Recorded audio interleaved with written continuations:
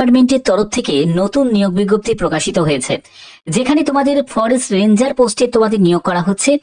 বন বিভাগের তরফ থেকে এই যে নিয়োগটি করা হচ্ছে সেটা সম্পূর্ণ পার্মানেন্ট পোস্টে নিয়োগ করা হচ্ছে, কোনো কন্ট্রাকচুয়াল চাকরি নয়। যেখানে 18 থেকে 40 বছরের মধ্যে পুরুষ এবং মহিলা প্রার্থী প্রত্যেকে আবেদন করতে পারো। সম্পূর্ণ গুরুত্বপূর্ণ আপডেট এই ভিডিওর মাধ্যমে প্রোভাইড করতে চলেছি। আর যদি এরকমই গুরুত্বপূর্ণ আপডেট প্রতিনিয়ত পেতে চাও, তার জন্য কি করতে হবে, চ্যানেলটাকে সাবস্ক্রাইব করে বেল আইকনটাকে অল করে রাখতে হবে। কারণ যে কোনো আপডেট সবার আগে ভদ্রেশ্বর স্টাডি সেন্টার তোমাদের জন্য প্রতিনিয়ত প্রোভাইড করে থাকে। তো চলো মূল পিডিএফ এ চলে যাচ্ছি এবং কিভাবে ফর্ম ফিল আপ করবে সেই তথ্য তোমাদের কাছে প্রোভাইড করছি। তো বন্ধুরা, আমি পিডিএফটা ওপেন করে নিয়েছি। তোমাদের যে নিয়োগটি করা হচ্ছে সেটা ফরেস্ট রেঞ্জ অফিসার রিক্রুটমেন্ট 2025, যার আবেদন শুরু হয়েছে এবং আবেদন করতে হবে সম্পূর্ণ অনলাইন মোডে। এখানে তোমাদের আবেদনের শেষ তারিখ হচ্ছে 1 জুন। 1 জুন 2025 হচ্ছে আবেদনের তোমাদের শেষ তারিখ। এখানে দেখো তোমাদের কিছু ইনফরমেশন প্রোভাইড করা হয়েছে, যে এজ লিমিট কি, অ্যাপ্লিকেশন ফিস কত, প্রত্যেকটি তথ্য এই ভিডিওতে থাকছে। এখানে দেখো তোমাদের বন বিভাগের তরফ থেকে এই নিয়োগ বিজ্ঞপ্তি জারি হয়েছে, যেটা সম্পূর্ণ পার্মানেন্ট পোস্টে তোমাদের নিয়োগ করা হচ্ছে। এটা কিন্তু কোনো কন্ট্রাকচুয়াল চাকরি নয়। ফরেস্ট ডিপার্টমেন্টের তরফ থেকে একদম লেটেস্ট আপডেট তোমাদের কাছে পৌঁছে দিচ্ছি, যেখানে আবেদন করতে হবে সম্পূর্ণ অনলাইন মোডে। তোমরা কিভাবে তোমরা ফর্ম ফিল আপ করবে সেটাও কিন্তু এই ভিডিওর মাধ্যমে আমি স্টেপ বাই স্টেপ দেখাবো। তার জন্য প্রত্যেকটি তথ্য জানার জন্য অবশ্যই ভিডিওটাকে কন্টিনিউ দেখো।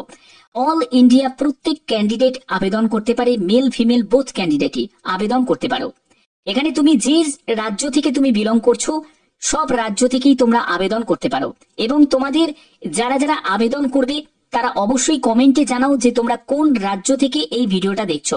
যারা ওয়েস্ট বেঙ্গল থেকে তারা ডাব্লিউবি লিখবে, যারা যারা আসাম থেকে এই ভিডিওটা দেখছো তারা আসাম লিখবে, যারা ত্রিপুরা থেকে এই ভিডিওটা দেখছো তারা ত্রিপুরা লিখবে, বা যারা অন্য কোনো রাজ্য থেকে এই ভিডিওটা দেখছো তারা সেই রাজ্যের নাম অবশ্যই উল্লেখ করবে কমেন্টে।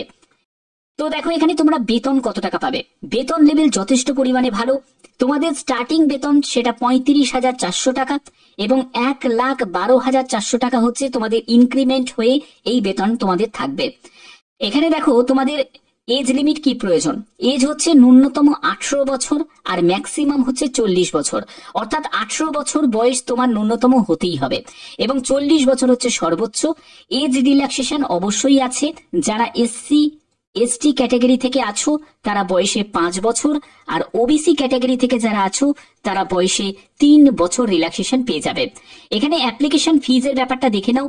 যারা জেনারেল এবং ওবিসি ক্যান্ডিডেট তাদের 700 টাকা মতো আবেদন মূল্য লাগবে। যারা এসসি এসটি পিডব্লিউবিডি ক্যাটাগরি থেকে তাদের 400 টাকা মতো আবেদন মূল্য লাগবে। এখানে আবেদন মূল্য তোমাদের জমা করতে হবে সম্পূর্ণ অনলাইন মোডে, তোমাদের জমা করতে হবে। ঠিক আছে, এখানে দেখো তোমাদের সিলেকশন প্রসেসটা কি। সিলেকশনের জন্য প্রথমত তোমাদের একটি রিটেন এক্সাম হবে, তারপরে তোমাদের ফিজিক্যাল টেস্ট নেওয়া হবে, যেটা তোমাদের পিইটি থাকবে। ঠিক আছে, ফিজিক্যাল এফিসিয়েন্সি টেস্ট থাকবে, তারপরে তোমাদের ইন্টারভিউ, মেডিকেল টেস্ট এবং ডকুমেন্ট ভেরিফিকেশন। তো দেখো তোমাদের এখানে সিলেকশনের ক্ষেত্রে তোমাদের রিটেন হবে এবং তোমাদের পিইটি হবে, অর্থাৎ ফিজিক্যাল এফিসিয়েন্সি টেস্ট থাকবে। রিটিনের সিলেবাসটা জানা যায়নি। রিটিনের ব্যাপারে যখন কোনো আপডেট আসবে অবশ্যই তোমাদের জানিয়ে দেওয়া হবে। তার জন্য তোমরা কমেন্টে অবশ্যই উল্লেখ করবে যে রিটিনের ব্যাপারে কারা কারা ইনফরমেশন চাও।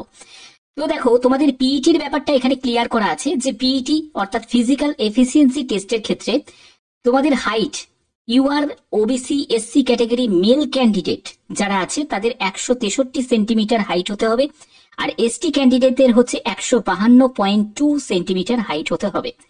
ফিমেল ক্যান্ডিডেটদের হচ্ছে 150 সেন্টিমিটার হাইট এবং এসটি ক্যান্ডিডেটদের 145 সেন্টিমিটার হাইট। চেস্টের ক্ষেত্রে 79 থেকে 84 সেন্টিমিটার, এটা হচ্ছে তোমাদের নর্মাল অবস্থায়। এবং তোমাদের যে ইউআর ওবিসি এবং এসসি ক্যাটাগরিদের এবং এসটি ক্যাটাগরিদের হচ্ছে 79 থেকে 84 সেন্টিমিটার। ঠিক আছে, তো 5 সেন্টিমিটার তোমাদের এক্সপেন্ড করতে হবে। এখানে কিন্তু যে গ্যাপিংটা দেয়া আছে সেটা 5 সেন্টিমিটার এক্সপেন্ড করার গ্যাপিংটা তোমাদের দেয়া আছে। এবং ফিমেলদের ক্ষেত্রে সেটা কোনো থাকবে না, অর্থাৎ চেস্টের কোনো মাপঝোপের ব্যাপার নেই। এবার হচ্ছে তোমাদের হাঁটতে হবে, সেটা হলো 4 ঘন্টা তোমরা সময় পাবে, 25 কিলোমিটার তোমাদের হাঁটতে হবে। আর ফিমেল ক্যান্ডিডেট যাদের তাদের হচ্ছে 4 ঘন্টা সময় থাকবে, 14 কিলোমিটার হাঁটতে হবে। এই হচ্ছে তোমাদের ফিজিক্যাল এফিসিয়েন্সি টেস্টের ক্ষেত্রে যে গুলো দেয়া হয়েছে, এইরকম তোমাদের গুলোই কিন্তু তোমাদের থাকবে। ঠিক আছে, এই হলো তোমাদের পিইটি ডিটেলস। রিটিনের ক্ষেত্রে কারা কারা ইন্টারেস্ট আছো তারা অবশ্যই জানাতে পারো যে স্যার আমি ইন্টারেস্ট আছি, তাহলে আমি তোমাদের রিটিনের ক্ষেত্রে কি আপডেট আসছে, কেমন তোমাদের এখানে প্যাটার্ন ফলো করা হবে, সেই ব্যাপারে একদম বিশদ তোমাদের একটা ভিডিও আমি দিয়ে দেবো। ঠিক আছে, রিটিন রিলেটেড। তো আশা করি ব্যাপারটা তোমাদের কাছে ক্লিয়ার করতে পারলাম। তো এখানে দেখো তোমাদের এডুকেশন কোয়ালিফিকেশন হচ্ছে গ্র্যাজুয়েট যারা আছো তারা কিন্তু আবেদন করতে পারবে।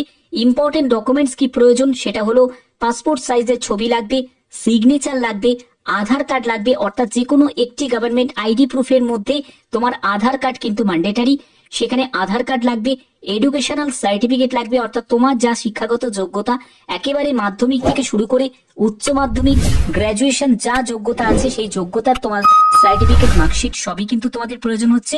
কাস্ট সার্টিফিকেট অবশ্যই তোমাদের কাস্ট সার্টিফিকেট লাগছে। যারা পিডাব্লিউবিডি ক্যাটাগরি থেকে যারা বিলং করছো তাদের কিন্তু সেই পিডাব্লিউবিডি ক্যাটাগরির সার্টিফিকেটও কিন্তু তোমাদের প্রয়োজন হবে। এরপরে হচ্ছে তোমাদের এজ প্রুফ অবশ্যই তোমাদের এখানে লাগছে, অর্থাৎ ডেট অফ বার্থের সার্টিফিকেট, না হলে তোমাদের 10th-এর অ্যাডমিট কার্ড বা 10th-এর তোমাদের সার্টিফিকেট সেটা প্রয়োজন হচ্ছে, যেখানে তোমাদের ডেট অফ বার্থ মেনশন করা আছে। আবেদন করার যে প্রসেস সেখানে প্রথমে তোমাদের রেজিস্ট্রেশন করতে হবে এবং বাদবাকি প্রসেসগুলো স্টেপ বাই স্টেপ আমি এই ভিডিওতে দেখাবো। আবেদনের তোমাদের শুরু হয়েছে 1 মে থেকে 1 জুন হচ্ছে আবেদনের তোমাদের শেষ তারিখ। এর জন্য ইম্পর্টেন্ট লিঙ্ক সেটা কিন্তু অ্যাক্টিভ হয়ে গেছে, অবশ্যই ভিডিওতে সেই ডেসক্রিপশনে তোমাদের এটা দেয়া থাকবে। এখানে দেখো তোমাদের যে নোটিশটি জারি হয়েছে সেটা হচ্ছে বিহার তোমার বন বিভাগের তরফ থেকে। এবার তোমাদের প্রশ্ন জাগতে পারে যে স্যার এখানে কি ভারতীয় নাগরিক প্রত্যেকে আবেদন করতে পারে যে কোনো রাজ্য থেকে?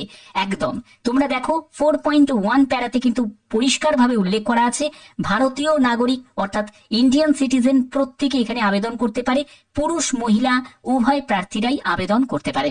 একদম অফিসিয়াল এবার তোমাদের নোটিশে চলে যাব, সেই নোটিশ থেকে তোমাদের দেখাবো কিভাবে আবেদন করতে হবে।